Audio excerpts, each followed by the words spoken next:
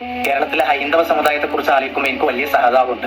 കാരണം എല്ലാ ആഘോഷങ്ങളും അവരുടെ കയ്യിൽ നിന്ന് പോയിരിക്കണം. കേരളത്തിൽ ഇന്ന് ഏറ്റവും കൂടുതൽ ഓണം ആഘോഷിക്കുന്നത് ഹൈന്ദവ സമുദായമൊന്നുമല്ല, മുസ്ലിം സമുദായത്തിലെ കുട്ടികളാണ്, പ്രത്യേകിച്ച് പെൺകുട്ടികൾ. ഇന്ന് രാവിലെ ഒരു യാത്രക്കിടെ റോഡരികില് ഡീജക്കൊപ്പം കുറച്ച് പെൺകുട്ടികൾ സാരി ധരിച്ച് നൃത്തം വെക്കുന്നത് കണ്ടു. ആഘോഷം ഓണം തന്നെയാണ്. ഓണാഘോഷം എന്ന് പറഞ്ഞാൽ ഡീജ വെച്ച് നൃത്തം ചെയ്യലാണെന്ന് തെറ്റിദ്ധരിച്ചൊരു തലമുറ ഇവിടെ ഉണ്ട്. എന്റെ ഒരു റിക്വസ്റ്റ് എന്ന് പറഞ്ഞാൽ, മുസ്ലിം സമുദായത്തിന് ബലിപെരുന്നാളും ചെറിയ പെരുന്നാളും ആഘോഷിക്കാൻ എത്ര മനോഹരമായാണ് സഹോദര സമുദായങ്ങൾ സൗകര്യം ചെയ്തു തരുന്നത്. അവർ നമ്മുടെ ആഘോഷങ്ങളെ റെസ്പെക്ട് ചെയ്യുന്നുണ്ട്. ആ റെസ്പെക്ടിന്റെ 1% തിരിച്ചു കൊടുക്കാൻ നമ്മളെ കൊണ്ട് കഴിയണം. നമ്മൾ കാണിച്ചു കൂട്ടുന്ന ആഭാസങ്ങളല്ല ആഘോഷം. അസ്സലാമു അലൈക്കും വറഹ്മത്തുള്ളാഹി. ജംഷീർ അലി ഹുദവി എന്ന് പറയുന്ന ഒരാളുടെ വോയിസാണ് നിങ്ങൾ കേട്ടത്. ഇതേ കാര്യം തന്നെയാണ് ഏതാനും വർഷങ്ങൾക്ക് മുമ്പ് ചിലർ ചെയ്തപ്പോൾ, ഓണാഘോഷത്തിൻ്റെ ഭാഗമായി ചില കാര്യങ്ങളൊക്കെ ചെയ്തപ്പോൾ അത് തെറ്റാണ് എന്ന് പറഞ്ഞതിൻ്റെ പേരിൽ അവരെ പാണക്കാട് വിരോധികളാക്കി ചിത്രീകരിച്ചു. അവിടെ നിന്ന് ഇപ്പോൾ 1-2 വർഷങ്ങൾ കഴിഞ്ഞില്ല. അതിനു മുമ്പ് ഇതേ കാര്യങ്ങൾ ഇവരും ഏറ്റുപറഞ്ഞിരിക്കുകയാണ്. ഏറ്റവും വലിയ പാണക്കാട് വിരോധികളായിട്ട് നിങ്ങൾ മാറുകയാണോ എന്നാണ് ഈ സന്ദർഭത്തിൽ ഞാൻ ചോദിക്കുന്നത്. കാരണം ഇതേ കാര്യം, ഓണം ആഘോഷിക്കുന്നത്, ക്രിസ്മസിന് കേക്ക് മുറിക്കുന്നത് തുടങ്ങിയ കാര്യങ്ങൾ ഒക്കെ തെറ്റാണ് എന്നത് പറഞ്ഞതിൻ്റെ പേരിലാണ് നിങ്ങൾ സത്താർ പന്തല്ലൂരിനെ, ഹമീദ് വൈസിയെ, മുസ്തഫ മുണ്ടുപാറയെ, ഉമർ ഫൈസിയൊക്കെ പാണക്കാട് വിരോധികളാക്കി മുദ്രയടിച്ചത്. അവിടുന്ന് 1 വർഷമോ 2 വർഷമോ കഴിഞ്ഞിട്ടില്ല. അതിനു മുമ്പ് അതേ കാര്യം നിങ്ങളും ഏറ്റുപറഞ്ഞ് നിങ്ങൾ പാണക്കാട് വിരോധികളാവരുത് എന്ന് സവിനയം ഉണർത്തുകയാണ്. കാരണം അന്ന് നിങ്ങൾ ഇതിന് നേരെ എതിരായിരുന്നു. അതിന് ഫേസ്ബുക്കിൽ കുറിച്ച കുറിപ്പുകൾ, വാട്സപ്പിലൂടെ നിങ്ങൾ പഠിച്ചുണ്ടാക്കിയ കുറിപ്പുകൾ, ഇതൊക്കെ ഇവിടെ ഇപ്പോഴും സൂക്ഷിപ്പുണ്ട്. അന്നത്തെ ക്ലിപ്പുകൾ അബ്ദുൽ സമദ് പൂക്കോട്ടൂർ വരെ അതിനെ ന്യായീകരിച്ചുകൊണ്ട് പ്രസംഗിച്ചു. അദ്ദേഹത്തെ ഏൽപ്പിക്കപ്പെട്ടതാവാം, അദ്ദേഹത്തിൻ്റെ ജോലി ആയിരിക്കാം അദ്ദേഹം നിർവഹിച്ചത്. എന്തായാലും കേക്ക് മുറിക്കൽ പോലുള്ള കാര്യങ്ങളൊന്നും തെറ്റല്ല എന്ന രീതിയിൽ പ്രസംഗിച്ചപ്പോൾ അതിനെ ചില മുദ്രീസുമാരായ പണ്ഡിതന്മാരൊക്കെ എതിർത്തുകൊണ്ട് സംസാരിച്ചതും അതിൻ്റെ ശരിയായ വശം ഇന്നതാണ് എന്ന് ബോധ്യപ്പെടുത്തി കൊടുത്തതും ഇബാറത്തുകൾ സഹിതം, കിതാബുകൾ സഹിതം അത് വ്യക്തമാക്കിയതുമൊക്കെ ഇന്നലകളിൽ കഴിഞ്ഞു പോയ കാര്യങ്ങളാണ്. അതിൻ്റെ പേരിൽ ആ പണ്ഡിതന്മാർ അവർ ജോലി ചെയ്യുന്ന മഹല്ലുകളിൽ പോലും വേട്ടയാടപ്പെട്ടു എന്നുള്ളതൊരു യാഥാർത്ഥ്യമാണ്. എന്തായാലും അത്തരം ക്ലിപ്പുകളും കാര്യങ്ങളൊക്കെ ഉണ്ട്. ഓണം ആഘോഷിച്ചത് ആരാണ്, അതുപോലെ തന്നെ ക്രിസ്മസ് ആഘോഷിച്ചത് ആരാണ് തുടങ്ങിയ കാര്യങ്ങളൊക്കെ, അതിൻ്റെ ക്ലിപ്പും കാര്യങ്ങളൊക്കെ ഇവിടെ ഉണ്ട്. പക്ഷേ നമ്മളത് ഇടുന്നില്ല. വീണ്ടും അതിനെ ഒരു വിവാദത്തിലേക്ക് വലിച്ചേക്കാൻ ആഗ്രഹിക്കാത്തത് കൊണ്ടാണ്. എന്നാൽ ഇവിടെ ബാക്കിയായി കിടക്കുന്ന ഒരു യാഥാർത്ഥ്യമുണ്ട്. ഇതൊന്നും തെറ്റല്ല എന്ന് നിങ്ങൾ സമൂഹത്തിൻ്റെ മുന്നിലേക്ക് കൊടുത്ത മെസ്സേജ് അത് ഇന്നും ഇവിടെ ബാക്കിയാണ്. അവർ ഇങ്ങോട്ട് തിരിച്ച് ചോദിച്ചാൽ, ഒരു ചോദ്യം ചോദിച്ചാൽ അതിനു മുന്നിൽ മുട്ടുമടക്കാൻ മാത്രമേ നിങ്ങൾ ഇപ്പോൾ ഉള്ളൂ യഥാർത്ഥത്തിൽ. അതായത് ഉന്നതരായ ഇന്ന ആളുകൾക്കൊക്കെ ഓണം ആഘോഷിക്കാം, അവർക്ക് ക്രിസ്മസ് ആഘോഷിക്കാം, എന്താണ് കുട്ടികൾക്ക് അത് പറ്റില്ലേ എന്ന് ചോദിച്ചു കഴിഞ്ഞാൽ ഈ ഹുദവി അടക്കമുള്ള ആളുകൾക്ക് അതിനു മുമ്പിൽ എന്തു മറുപടി പറയാനാണ് ഉണ്ടാവുക?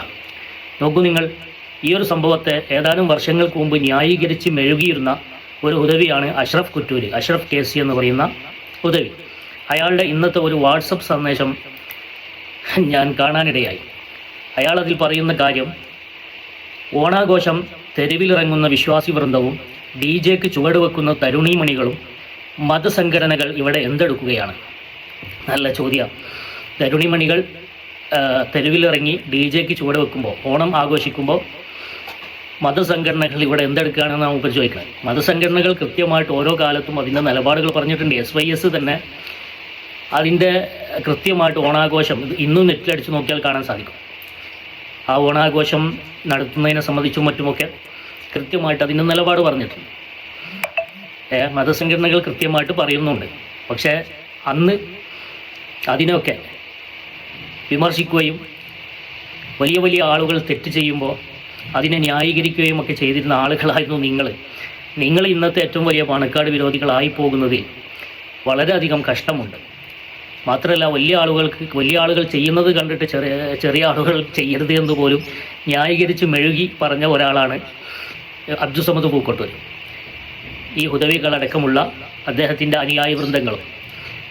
അപ്പോൾ അതുകൊണ്ട് ഇത്തരം ആളുകളോട് പറയാനുള്ളത്, നിങ്ങൾക്ക് എല്ലാ സമയത്തും ഒരുപോലെ ഈ ആശയവും ആദർശവും പറയാൻ സാധിക്കണം. ഒന്നുമില്ലെങ്കിൽ അതിനെ ന്യായീകരിച്ച് വരാതിരിക്കാനെങ്കിലും ശ്രദ്ധിക്കുക. കാരണം നാളെ അത് നിങ്ങൾക്ക് പണിയാകും. ഇനി ഒരു തെറ്റ് കണ്ട് നിങ്ങൾക്കത് പറയാൻ പ്രയാസമാണെങ്കിൽ അതിനെ ന്യായീകരിക്കാതിരിക്കുക പരമാവധി. അല്ലെങ്കിൽ ഇങ്ങനെ പറയണം, അത് സാഹചര്യത്തിൻ്റെ സമ്മർദ്ദം കൊണ്ട് അദ്ദേഹത്തിന് പറ്റിയ ഒരു സല്ലത്തായിരിക്കാം, ഒരു വീഴ്ചയായിരിക്കാം. മനസ്സിലായോ? ആ വ്യക്തിക്ക് പറ്റിയ ഒരു തെറ്റ് എന്ന നിലയ്ക്ക് അത് മാറും. എന്നാൽ അവിടെ ഇത് ചെയ്യാൻ പാടില്ല എന്ന മെസ്സേജ് പങ്കുവെക്കപ്പെടും, ഷെയർ ചെയ്യപ്പെടും. നേരെ മറിച്ച് അത് ചെയ്യുന്നത് പ്രശ്നമില്ല എന്ന തരത്തിലേക്ക് അതിനെ ന്യായീകരിച്ച് വഷളായാൽ ഇനി വരുന്ന ഓരോരോ വർഷവും ഓരോരുത്തരും ചെയ്യുന്ന തെറ്റിൻ്റെയും പാപഭാരങ്ങൾ നിങ്ങൾ പേറേണ്ടി വരും. പ്രത്യേകിച്ച് അബ്ദുൾ സമദ് പൂക്കോട്ടൂരിനെ പോലുള്ള ആളുകൾ ഈ കാര്യങ്ങളൊക്കെ ന്യായീകരിച്ച് ഒരു വശത്തായ ആളാണ്. അപ്പോൾ അദ്ദേഹത്തെ പോലുള്ള ആളുകൾ ഈ കാര്യങ്ങൾക്ക് മുമ്പിലൊക്കെ സമൂഹത്തിന് മുമ്പിൽ എഴുന്നേറ്റ് നിന്ന് ഇത്തരം DJ-ക്ക് ചുവട് വെക്കുന്ന തരുണീമണികൾക്കെതിരെ ഒന്നും അദ്ദേഹത്തിന് ശബ്ദിക്കാൻ ഒരുപക്ഷെ സാധിക്കാത്ത ഒരവസ്ഥ വന്നേക്കാം. അതുകൊണ്ട് തന്നെ നമ്മൾ മനസ്സിലാക്കേണ്ട ഒരു കാര്യം, ബനൂ ഇസ്രായേലുകാരുടെ ഒരു അവസ്ഥ ഉണ്ടാവരുത്. അവർ നശിക്കാനുള്ള കാരണം എന്തായിരുന്നു എന്നും പുണ്യനബി സല്ലല്ലാഹു അലൈഹി വസല്ലം തങ്ങൾ പറയുന്നുണ്ട്. വലിയ വലിയ ആളുകൾ തെറ്റ് ചെയ്യുമ്പോൾ അതിനെ മറച്ചു വെക്കുകയും ചെറിയ ആളുകൾ തെറ്റ് ചെയ്യുമ്പോൾ അതിനെ അവരെ ശിക്ഷിക്കുകയും പരസ്യമായി ശിക്ഷിക്കുകയും ചെയ്യുമായിരുന്നു.